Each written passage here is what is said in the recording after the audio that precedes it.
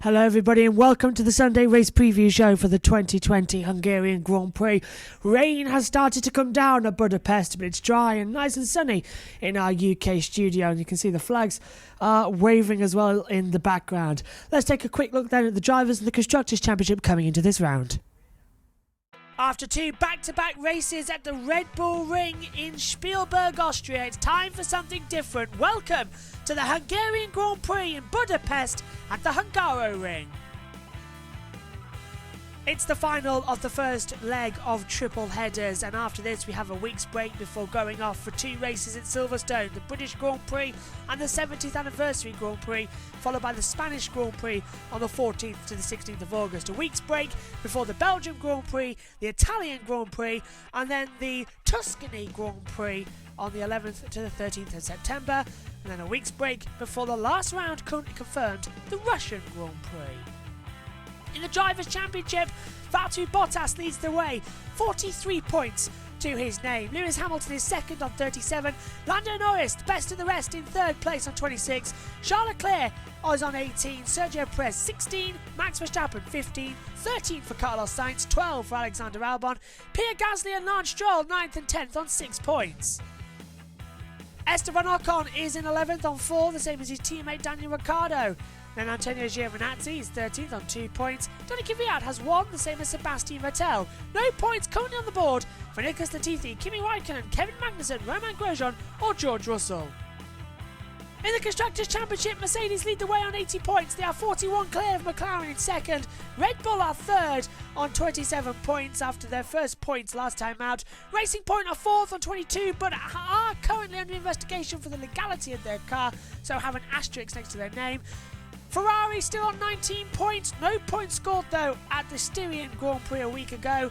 8 points the board for Renault, 7 for AlphaTauri, 2 for Alfa Romeo, and no points on the board for Williams or Haas. It's an impressive circuit, so let's take a quick look then on board with last year's Renault with lap attack, but it's in the dry. Apologies for that.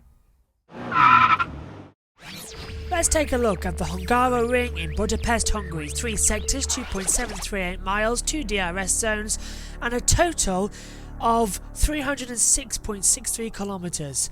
First built in 1986.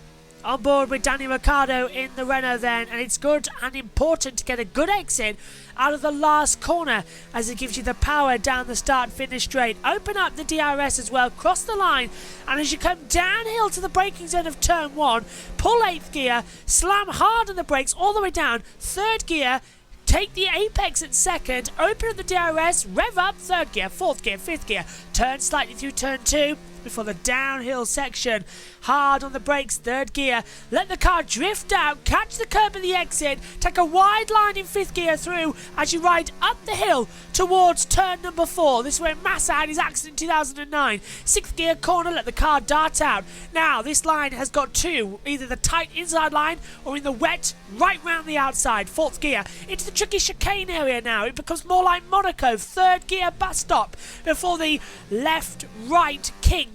4th gear all the time. Just allow the car to rise up and up and up on the spectrum. Now hold in 5th gear, 6th gear, flick the car, drop down to 5th, downhill, 2nd DRS detection point now as you brake hard all the way down. 3rd gear into the long apex last 2 corners on the track.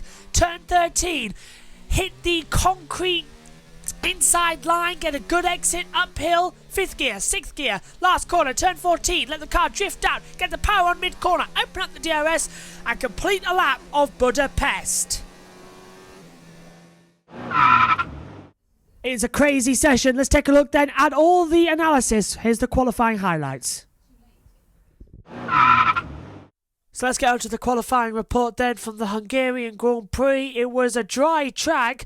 Little spots of rain fell, but we managed to keep on for dry tyres going forward.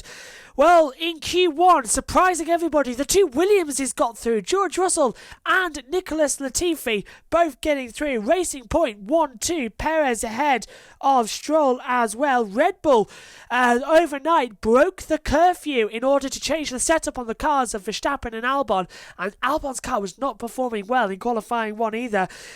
The closing stages, George Russell went 5th fastest and 3rd at one point. I jumped up out of the commentary box chair and went 3rd? 3rd? It was unbelievable. Great job for them. Pierre Gasly reporting he had a big problem with the power unit as well. He was having a lot of issues going forward. Nicholas Latifi got through into Q2 as well for his first ever time in Formula 1. Ferrari customers struggled a lot in that session as well. Kevin Magnussen eliminated for Haas. Danny Kvyat in the AlphaTauri got eliminated. Romain Grosjean, Antonio Giovinazzi and Kimi Raikkonen eliminated. Raikkonen starts at the back at the moment. Not good at all. On to Q2 then, and that's when things really started to get going. Racing Point, roll the dice, a medium tyre compound strategy to go forward, and it paid off. They got through. 8th and 9th they went through to Q3 with, but it paid off. They now start the race on the medium compound tyre, which is crucial. They could lead the race. They could actually get a podium this weekend as well. It was unbelievable. They made the risk to get into Q3 as well. The Mercedes also achieved that with the medium compound tyres as well. They went through on everyone else went through on the soft compound as well. Gasly did well, got through into the top 10, starts 10th on the grid as well because he didn't take part in Q3, but the power unit issue was way too much and he had to back out of it. Red Bull, Verstappen got through, Albon didn't. Albon eliminated in qualifying. Russell got through as well. Russell eliminated as well, but eliminated in Q2 was Ricciardo, Russell, Albon, Ocon and Latifi. But still, the best starts again for Williams with Russell and Latifi 13th and 15th on the grid. On to qualifying 3 then, and it was a masterclass for Lewis Hamilton. His 90th career pole position, out-qualifying Bottas by about 3/10 of a second. In the end, it was just a 10th, but still a fantastic achieve for Lewis Hamilton. 90 career poles as he chases after a record 7th victory here at the Hungarian to match Michael Schumacher as well. Ferrari, a dreadful start to 2020, but a boost in Hungary as well. The upgrades finally arriving, they're all working well as well. They start locked out on the 3rd row of the grid. Mercedes lock out row 1, row 2 is locked out by Stroll and Perez, and then it's Vettel and Leclerc on row 3, so it's 2 by 2 by 2. Verstappen very low back down as well, he's got work to do. But in terms of pole position, a 65th front row lockout for Mercedes, Hamilton on pole with Bottas second. And let's go back now to the main studio setup as we listen to the starting grid.